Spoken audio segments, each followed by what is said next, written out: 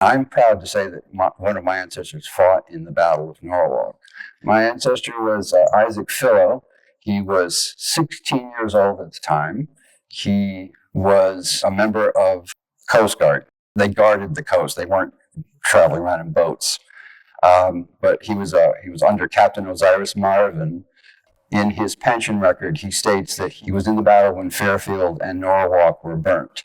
They had to rush back here because we had gotten intelligence that Norwalk was the next town to get hit. The story for a long time was that Captain Stephen Betts and about 50 militia were the only Americans in Norwalk when the British landed, that they couldn't really do much. Obviously, there were 2,600 British. So that was the story for a very long time. And we've discovered that there were upwards of 1,100 American patriots here, both continental and militia. It was probably the largest battle fought on Connecticut soil.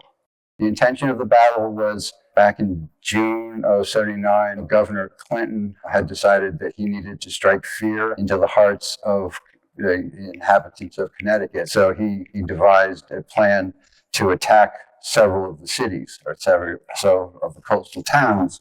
Also, it was to try to draw Washington out of the highlands for one decisive battle, and about 2,600 troops around Huntington. And then on July 5th, they hit New Haven. On July 7th, they hit Fairfield. And then on July 10th, they invaded Norwalk.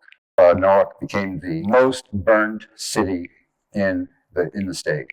The long-term effects were that all of the shipping was burnt, most of the barns, most of the stores, most of the fields, and Norwalk didn't recover for probably 100 years. There was a story about George Washington coming through in 1789, 10 years after the battle, and he said he could still smell the smoke.